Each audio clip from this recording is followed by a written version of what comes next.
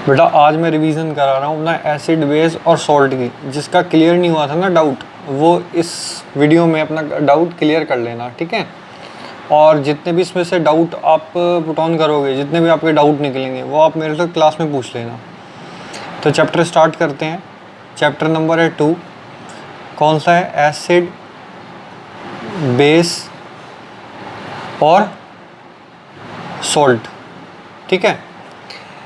इसमें मैंने क्या क्या पढ़ा है, इसमें मैंने अभी स्टार्टिंग में लेके चलता हूँ। स्टार्टिंग में हमने ये एसिड की कुछ प्रॉपर्टीज़ पढ़ी थी। एसिड की प्रॉपर्टीज़ कुछ क्या पढ़ी थी कि भाई ये जो इनका जो टेस्ट होता है वो कैसा होता है, वो सोर होता है, ठीक है। दूसरा क्या होता है, ये H+ आयंस कंटेन करके रखते हैं, ठीक है।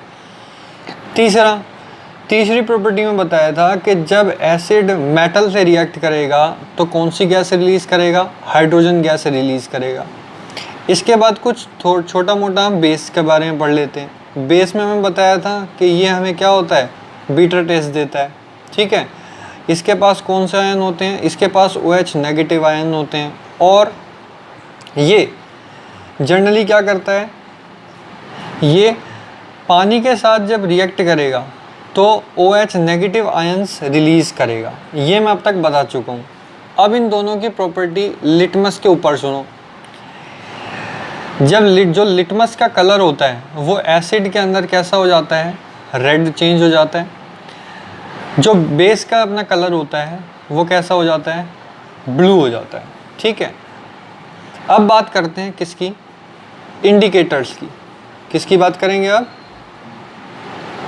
इंडिकेटर की।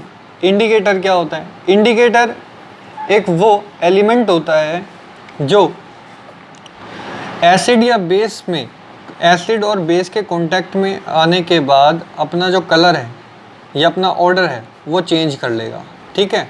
इंडिकेटर क्या करता है, यानी कि डिटेक्ट करता है। किस चीज़ को डिटेक्ट करता है? कि कंपाउंड जो आपको दिया गया है वो एसिड है या बेस है। क्लियर हो गया। इसके बाद अब इंडिकेटर आ जाओ। इंडिकेटर जनरली जो होते हैं, इंडिकेटर 2 टाइप्स के होते हैं। कौन से इंडिकेटर हो गए?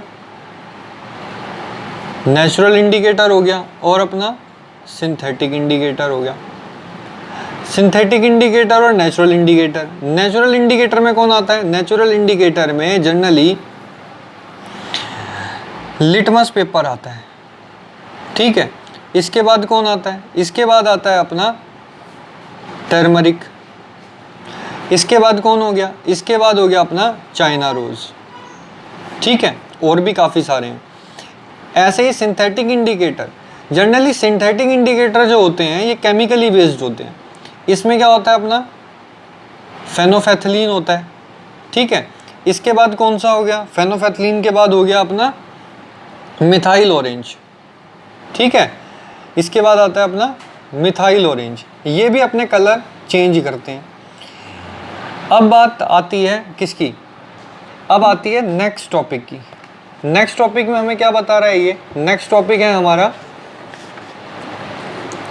Understand the chemical properties acid और बेसिस। एक्चुअली क्या होता है, सब substance whose odour change in acidic और a basic media, these are called olfactory indicators like vanilla, ठीक है। वनीला की बात करें और अनियन क्लोव की बात करें, ठीक है।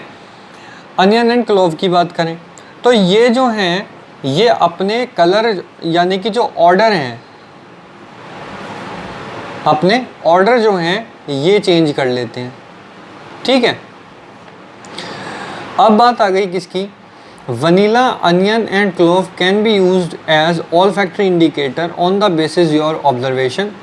हाउ डू, अब नेक्स्ट टॉपिक पे जा रहे हैं। नेक्स्ट टॉपिक क्या है? नेक्स्ट टॉपिक है हमारा how do acid and bases react with metals. Main topic जो है ना इस चैप्टर का वो यहाँ से स्टार्ट होता है। How do acid and bases react with metal. तो बच्चे हमेशा ध्यान रखो, एक जनरल इक्वेशन लिखता हूँ। जब भी एसिड जो है मेटल से रिएक्ट करेगा, ठीक है, तो ये कौन सी गैस रिलीज़ करेगा? Hydrogen gas. साथ में ये सोल्ट बनाएगा, ठीक है, साथ में ये सोल्ट बनाएगा। लेकिन इस ऑब्जर्वेशन को टेस्ट करने के लिए इन्होंने पेज नंबर 19 एनसीईआरटी बुक में जो है हमारा, उस पे 2.1 जो रिएक्शन दिखाया हुआ है, उसके अंदर वो जो रिएक्शन है वो क्या बता रहा है, वो रिएक्शन सेम चीज़ यही बता रहा है कि उसने क्या किया है, हाइड्रोजन टेस्ट, इस चीज़ को क्लेरिफाई करने के लिए उसने जिंक ग्रेन्यूल को, यानी कि जिंक को H2SO4 से, या फिर अपना वो किससे करा सकता है, HCl से रिएक्ट करा सकता है। ठीक है, जनरली वो किससे रिएक्ट करा रहा है, H2SO4 से। तो H2SO4 से जब वो रिएक्ट करा रहा है उस चीज़ को, इसको अभी रहने देते हैं, जब वो जिंक को H2SO4 से रिलीज करा, वो तो रिलीज हो रही है हमारी हाइड्रोजन गैस। जब जिंक डाइल्यूट सल्फ्यूरिक एसिड है ये, ठीक है, ये डाइल्यूटेड है। डाइल्यूटेड आप समझ रहे हो, डाइल्यूटेड मतलब जिसकी पावर कम है, और कंसनट्रेटेड H2SO4 कौन सा है, जिसकी पावर ज़्यादा है। ठीक है, तो जिंक ग्रेन्यूल जब H2SO4 यानी कि डाइल्यूट H2SO4 से रिएक्ट कर रहे हैं तो अपना क्या बन रहा है, तो हाइड्रोजन गैस रिलीज हो रही है, और क्या बनेगा, तो बनेगा बच्चे ZnSO4। क्या बनेगा, ZnSO4। ठीक है, इतना कंप्लीट हो गया। तो इससे हमें पता लग गया कि हाइड्रोजन गैस रिलीज हो रही है। लेकिन वहाँ पे वो इस चीज़ को टेस्ट कराने के लिए क्या बता रहा है, वो कह रहा है कि जब वो हाइड्रोजन गैस, जैसे ये है और ये, उसने इस तरीके का कुछ एपरेटस वहाँ पर तैयार करा है हमारी एनसीईआरटी बुक में। यहाँ पे इसने एक कॉक लगाई हुई है ताकि वो बाहर ना निकले गैस। ये H2SO4 है इसके अंदर, और जिंक ग्रेन्यूल पड़ा हुआ है। अब यहाँ से हाइड्रोजन गैस ऊपर की तरफ बबल में आती है, और यहाँ से इस ट्यूब से इस कंटेनर में आती है। इस कंटेनर में बच्चे पानी है। ठीक है, इस कंटेनर में पानी है, और ये पानी से फिर ये बाहर आती है। और यहाँ पे उस बंदे ने क्या किया हुआ है, दिखाने के लिए यहाँ पे एक जलती हुई मोमबत्ती है। जैसे वो उसके बाहर आते हैं मॉलिक्यूल हाइड्रोजन के, ठीक है, तो हाइड्रोजन एक फ्लेमेबल गैस है। हाइड्रोजन कैसी गैस है, एक फ्लेमेबल है। पॉपअप साउंड दे देगी वो। कैसा साउंड देगी, पॉप साउंड, बार बार पट पट पट पट साउंड आता रहेगा। तो इससे पता लग जाएगा ये क्या है, ये सॉप सॉल्यूशन था, पानी के अंदर उसने सॉप मिला दिया था, इसके पॉप अप साउंड देगी वो।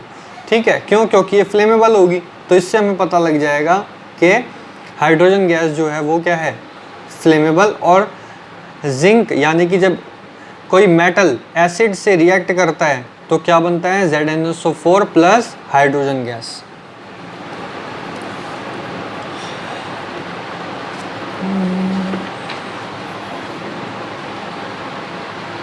अब इसके बाद बात आती है किसकी, अब आती है बात बेस की। ठीक है, सोडियम हाइड्रोक्साइड। सोडियम हाइड्रोक्साइड क्या होता है, बेस होता है। एक्चुअली जब सोडियम हाइड्रोक्साइड NaOH यानी कि बेस जब जिंक से रिएक्ट कर रहा है तो क्या हो रहा है, तो वो सोडियम जिंकेट बना देगा।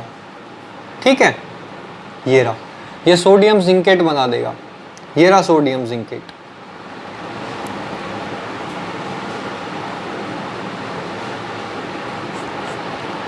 अब इसके बाद बात किसकी आती है, अब बात आती है नेक्स्ट टॉपिक की 2.1.3 की।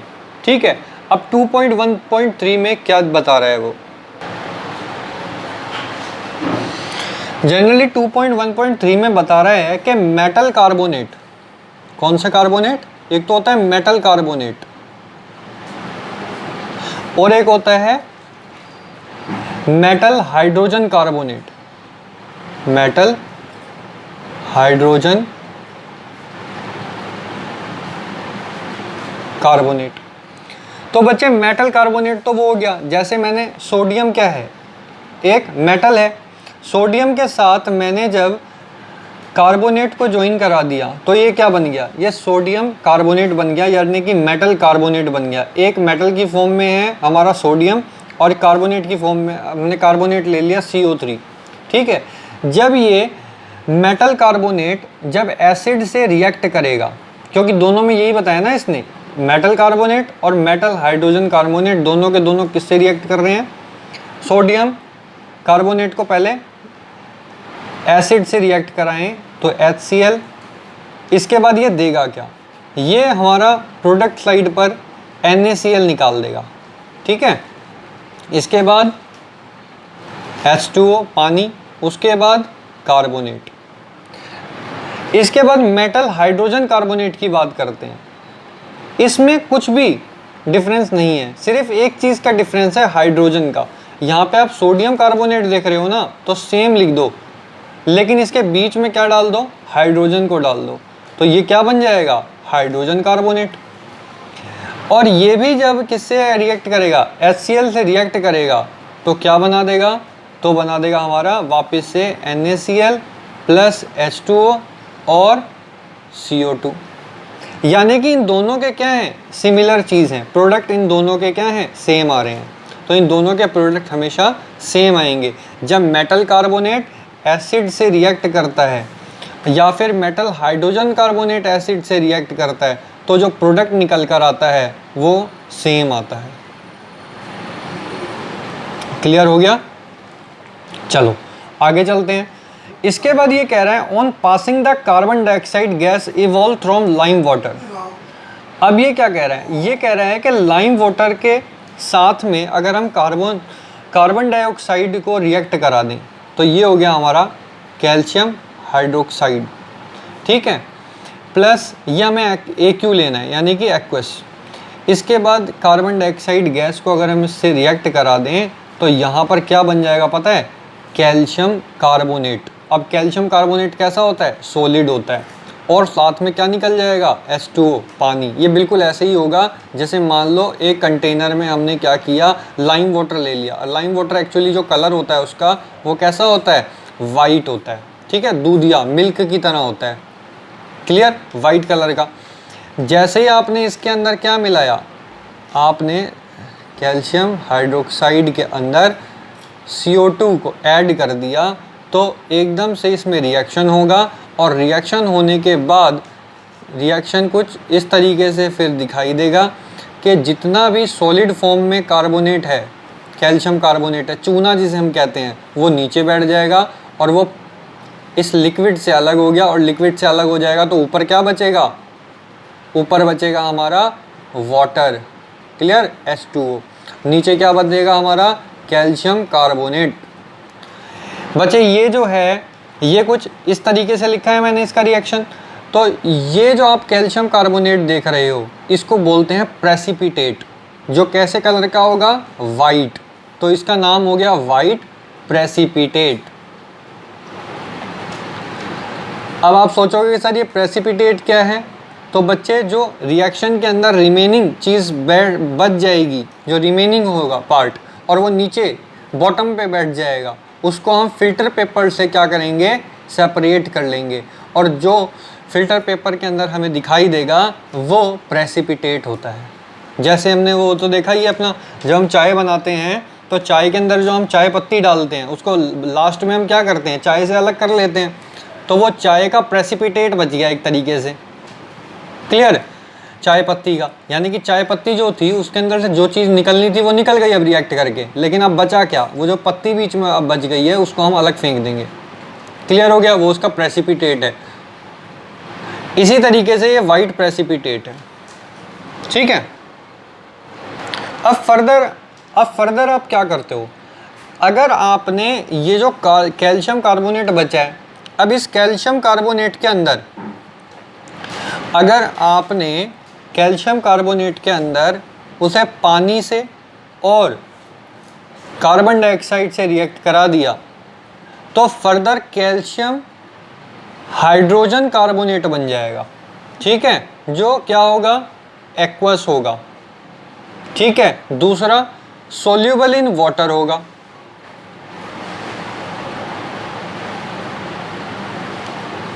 ठीक है, ये सोल्यूबल होगा वाटर में। कब बोल रहे हैं, कह रहे हैं जब आपने कैल्शियम हाइड्रोक्साइड को रिएक्ट कराया था कार्बन डाइऑक्साइड से, तो ये सॉलिड फॉर्म में आ गया था और पानी अलग हो गया था।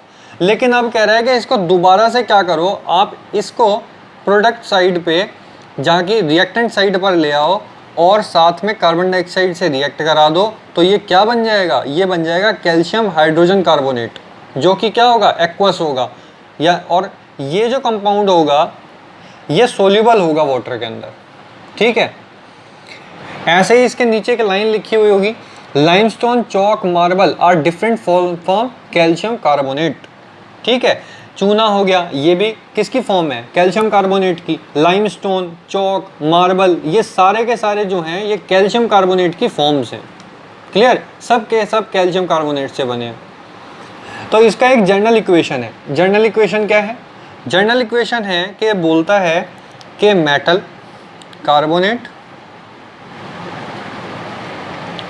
और metal hydrogen carbonate plus acid. ठीक है, यहाँ से मैं एरो लगा देता हूँ इसका, नीचे है यहाँ पे, क्या देगा हमें, सोल्ट देगा प्लस कार्बन डाइऑक्साइड गैस। ठीक है, और क्या देगा, वाटर। ये आपको याद रखना है बस। यहीं पर ये जो मेटल कार्बोनेट और मेटल हाइड्रोजन कार्बोनेट का अपना टॉपिक है ये यहीं पर क्लियर हो जाता है। ठीक है, नेक्स्ट टॉपिक पे चलते हैं। नेक्स्ट टॉपिक कौन सा है, नेक्स्ट टॉपिक है हमारा how do acids and bases react with each other.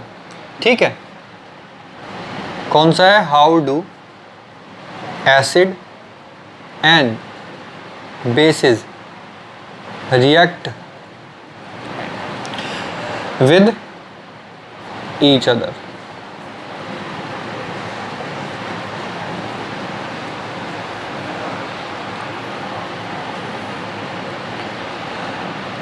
तो कहता है कि जैसे NaOH प्लस HCl, यानी कि मैं जब एक बेस को प्लस एक एसिड को रिएक्ट कराता हूँ तो क्या बनता है, सोल्ट बनता है और वाटर बनता है। ठीक है, तो यहाँ पे मैंने बेस ले लिया NaOH प्लस एसिड ले लिया मैंने कौन सा, HCl। तो यहाँ पे क्या बन जाएगा पता है, यहाँ पे NaCl प्लस H2O तो बनना ही है। ठीक है, इसको सोल्ट कह रहा है ये जो बना है अब। तो यहाँ पे तो हम ये भी जानते हैं कि ये कैसा सोल्ट होता है, ये हमारा नॉर्मल जो सोल्ट हम यूज़ करते हैं वो सोल्ट होता है।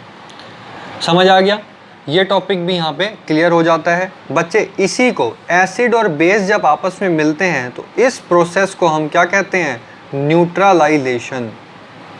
ठीक है, क्योंकि यहाँ पर क्या हुआ है, यहाँ पे देखो बेस और एसिड जब रिएक्ट कर रहे हैं तो इन दोनों की अलग अलग प्रॉपर्टी है ना, यहाँ पर आकर ये दोनों के दोनों क्या हो गए हैं, न्यूट्रल हो गए हैं। अच्छा, वाटर के बारे में एक और चीज़ बताऊँगा। वाटर जो होता है एक्चुअली ये हमारा एम्फोटेरिक होता है। ठीक है, एम्फोटेरिक क्यों होता है भाई, एम्फोटेरिक मैं इसलिए कहना चाह रहा हूँ क्योंकि इसके पास बोथ प्रॉपर्टी होती हैं, दोनों प्रॉपर्टी होती हैं, किसकी, एसिड की भी और अपना बेस की भी। यानी कि एसिड से भी, एसिड की तरह भी रिएक्ट कर सकता है और बेस की तरह भी रिएक्ट कर सकता है। अब आप पूछोगे सर ये कैसे, एक्चुअली आपने देखा होगा जब ये मेटल से रिएक्ट करता है तो मेटल में रस्ट कर देता है वाटर। ठीक है, तो ये हमारा एसिड की प्रॉपर्टी है कि एसिड जब मेटल से रिएक्ट करता है तो उसमें रस्ट लगा देगा और हाइड्रोजन गैस रिलीज करेगा। तो सेम काफ़ी टाइम बाद यही अपना वाटर में भी होता है, वाटर जब मेटल से रिएक्ट करता है। और इसका एक दूसरा पार्ट भी है कि वाटर को अगर आप एसिड के अंदर, वाटर को अंदर आप एसिड में अगर दोनों को मिला दोगे, रिएक्ट करा दोगे तो वो बेस की तरफ उसकी प्रॉपर्टी जाएगी, है ना। उसकी प्रॉपर्टी जो है वो डाइल्यूशन प्रोसेस हो जाएगा, वो कम हो जाएगी उसकी प्रॉपर्टी।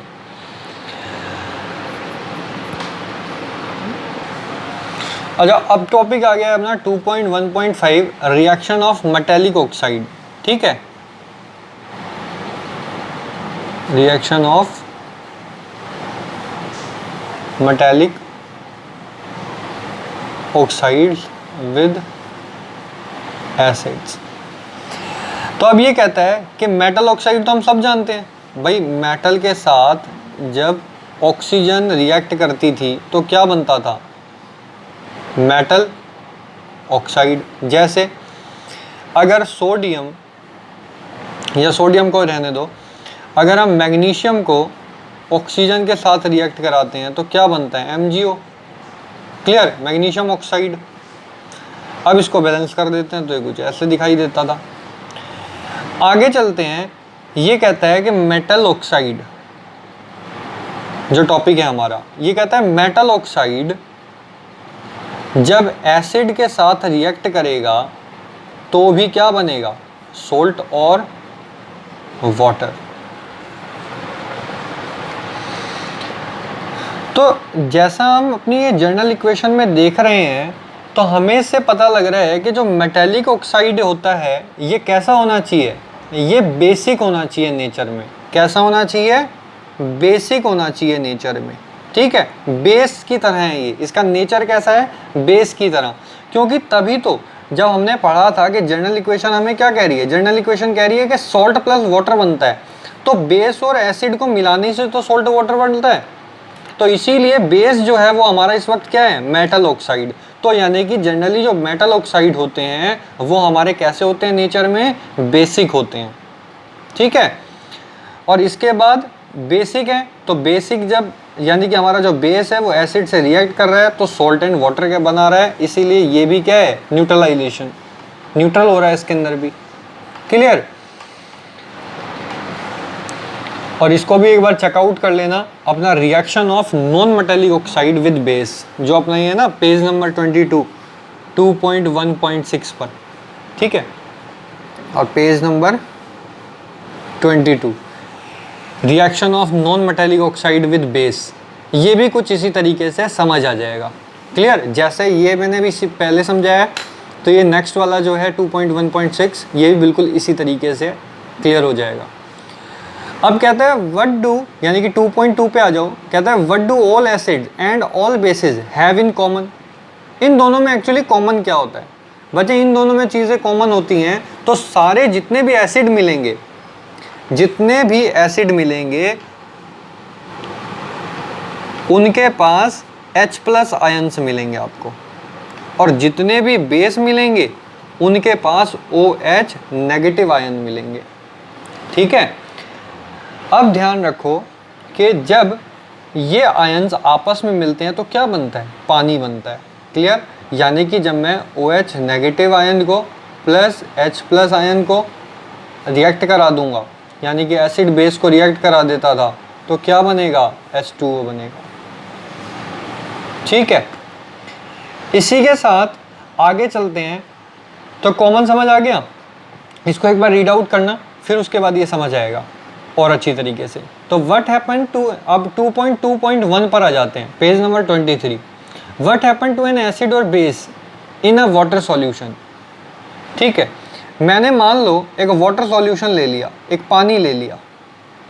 क्लियर। वाटर ले लिया यानी कि H2O, और H2O में मैं जैसे ही HCl को डालूंगा, यानी कि मैंने इस पानी में क्या डाल दिया, इस पानी में मैंने HCl डाल दिया। अब जैसे ही मैं इसके अंदर HCl डालूंगा, ये क्या करना लगेगा, ये H+ आयन्स रिलीज करेगा। क्या रिलीज करेगा, H+ आयन्स रिलीज करेगा। क्लियर। अब जब ये H+ आयन्स रिलीज कर देगा तो ये H+ आयन किसके साथ रिएक्ट होगा, पानी के साथ ही तो जाएगा, तो क्या बना देगा, H3O+ आयन बना देगा। भाई H2O के साथ जुड़ गया ना, यहाँ पे देखो H है, एक H हो गया, यहाँ पे H2O फॉर्मूला होता है, इसके साथ जुड़ेगा तो H3O+ बनेगा।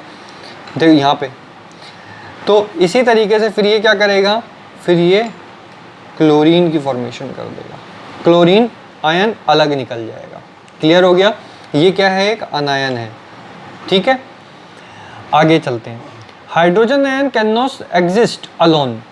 अब ये जो हाइड्रोजन आयन है, आयन जो मैंने आपको बताया है, ये कभी भी अकेला नहीं रहता, इसीलिए ये पानी के साथ रिएक्ट कर रहा है।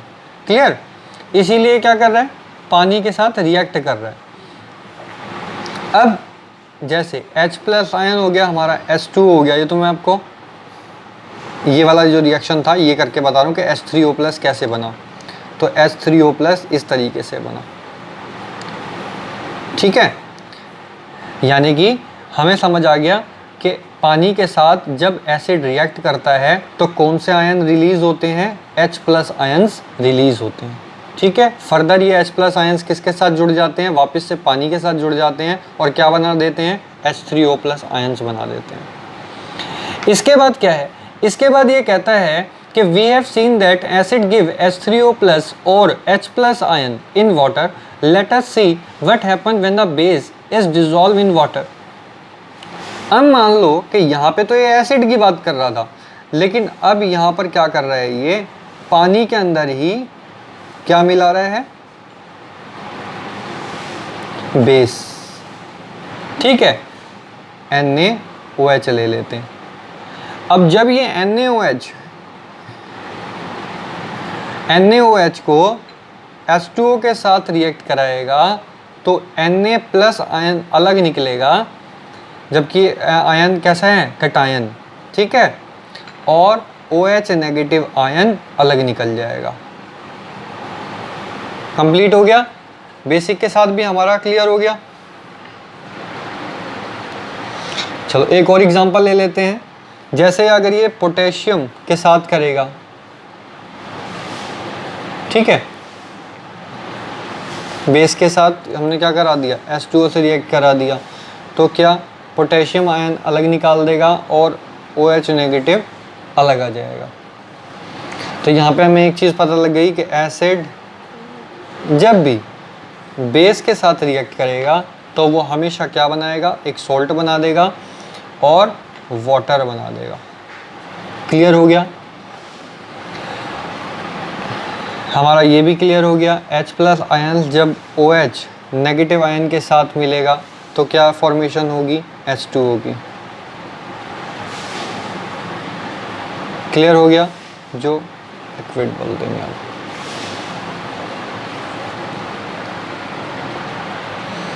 चलो अब आ जाओ पेज नंबर 25 पर। जब आप पेज नंबर 25 पर आओगे तो आपको दिखेगा 2.3 में क्या लिखा हुआ है, हाउ स्ट्रॉन्ग आर एसिड और base solution.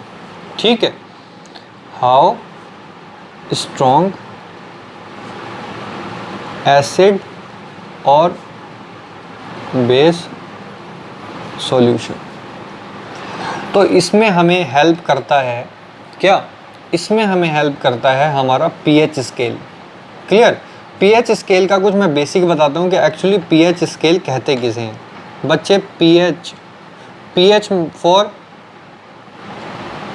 Potency of hydrogen के लिए स्टैंड होता है। ये लैटिन या ग्रीक वर्ड है। क्लियर, इसका मतलब भी होता है पावर ऑफ हाइड्रोजन। जिसके पास ज़्यादा होगी वो pH वैल्यू स्केल पर दिखाया जाएगा। ठीक है, अब बात करते हैं, जिसके पास H प्लस आयंस ज़्यादा होते हैं वो ज़्यादा एसिडिक होता है, और जिसके पास OH नेगेटिव आयंस ज़्यादा होते हैं वो ज़्यादा बेसिक होता है। यहाँ पे देखो, ये जो pH स्केल होता है ना, अब वो हम बनाते हैं। ठीक है, ये कुछ हमें ऐसा दिखाई देता है।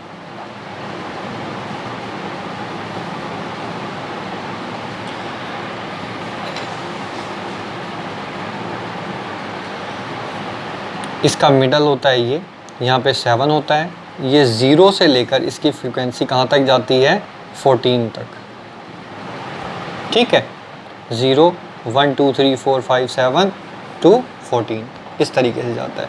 यहाँ पे हमारा H प्लस आयंस होते हैं और यहाँ पर हमारा OH नेगेटिव होते हैं। ये जो साइड होती है ये बेस साइड होती है, और ये साइड जो होती है ये एसिड लाई करते हैं यहाँ पर। क्लियर हो गया, यहाँ पे मैं 14 लिख देता हूँ। 7 जो होता है ये हमारा, ये न्यूट्रल होता है। क्लियर हो गया बच्चे, ध्यान रखना, जब हम 7 जो यहाँ पे मैंने लिखा है, जब हम 7 से 0 की तरफ जाते हैं तो हमारा एसिड की कंसंट्रेशन क्या होती है, हाई होती है। और जब हम 7 से 14 की तरफ जाते हैं तो हमारा बेस की कंसंट्रेशन क्या होती है, हाई होती है। ठीक है, और 7 आप जानते हो ये न्यूट्रल होता है, यानी कि 14 से ऑफकोर्स जब हम रिटर्न आएंगे तो हमारा बेसिक कंसंट्रेशन क्या होगी, लो हो जाएगी, यानी कि बेस जो है हमारा वो क्या होने लगेगा, वीक होने लगेगा जब हम 7 की तरफ आएंगे। इसी तरीके से हम जब 0 से 7 की तरफ जाएंगे तो हमारा एसिड वीक होने लगेगा। ठीक है। सेकंड, ये जो बेस होता था इसको ही हमारा, जब आप एक वर्ड पढ़ेंगे इसमें अल्कलाइन, इसको क्या कहते हैं, अल्कलाइन भी कहते हैं। ठीक है, ये अल्कली होते हैं। अल्कलीन नेचर मतलब बेसिक इन नेचर, जब ये वर्ड आए कभी। इसके बाद बात करते हैं किसकी, H+ आयंस और OH negative ion. Actually OH negative ions की कंसंट्रेशन होती है, मान लिया कि मैंने 2 बीकर लिए, ठीक है, और इन बीकर में मैंने, इसके अंदर तो OH नेगेटिव आयन कितने हैं, 1 2 3 4, इसके अंदर OH नेगेटिव आयन कितने हैं,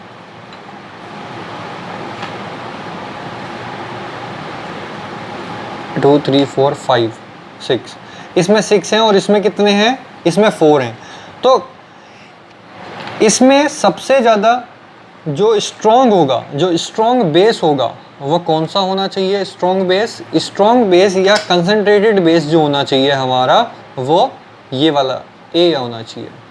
ठीक है, बी क्या होगा, इसके कंपेयर में वीक होगा, यानी कि ये क्या हो गया, ये स्ट्रॉन्ग बेस हो गया और ये क्या हो गया, ये वीक बेस हो गया। क्लियर हो गया। ऐसे ही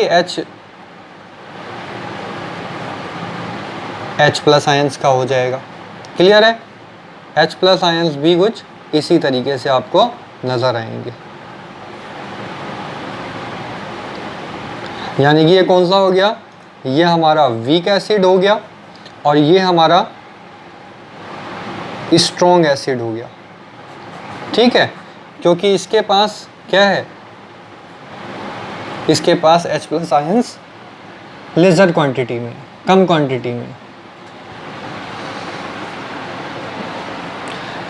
अब नेक्स्ट पे जब आप पेज नंबर 26 पे आओगे तो ये तो मैं आपको समझाने के लिए था, लेकिन एक्चुअली होता क्या है कि इस पे क्या होता है, इस पे मार्किंग की जाती है। जैसे स्केल कुछ इस तरीके से बना दिया जाता है, ठीक है, इसमें एक बीच में सेगमेंट डाल दिया जाता है जिसका 7 हो गया, ये 14 हो गया, ये 0 हो गया। इसके बीच में 1 2 3 4 स्ट्रिप टाइप कलर कॉम्बिनेशन बना दिए जाते हैं। यहाँ पे डार्क रेड होता है और फिर वो क्या होता जाता है, लाइट हो जाता है। डार्क रेड से क्या होता जाता है, ये लाइट होता जाता है। इसी तरीके से यहाँ पर होता है, यहाँ पर भी ये कुछ अपने कलर कॉम्बिनेशंस जो हैं, यहाँ पर इस तरफ क्या करता रहता है, डार्क करता रहता है, यानी कि यहाँ पर क्या हो जाता है, डार्क ब्लू हो जाता है, और यहाँ पर ये धीरे धीरे आता आता क्या हो जाता है, ग्रीन हो जाता है। ठीक है। जिन एसिड्स की जो वैल्यू है पीएच वैल्यू 0 to 2 रहती है, वो क्या होते हैं, स्ट्रॉन्ग एसिड होते हैं। क्लियर हो गया। जिनकी पीएच वैल्यू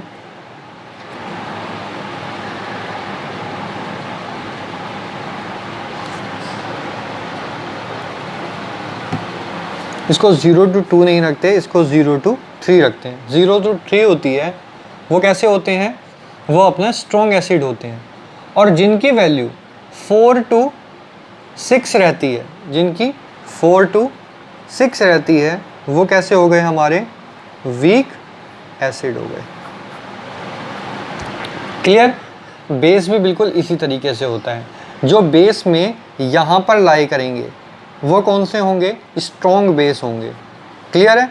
यानी कि स्ट्रॉन्ग बेस हमारा कौन सा हो गया, स्ट्रॉन्ग बेस हो गया हमारा 11 to 14। क्लियर। 11 to 14 या 12 to 14 भी कर सकते हो। तो 11 to 14 जो हो गया हमारा, वो स्ट्रॉन्ग बेस हो गया। ऐसे ही हमारा वीक बेस में कौन आएगा, वीक बेस में हमारा 8 to 13 हो गया। क्लियर? अब बात करते हैं नेक्स्ट में ये बताता है कि importance of pH in everyday life. ये आप आई थिंक पढ़ लोगे, अगर ना समझ आए तो आप मेरे से क्लास में डिस्कस कर लेना।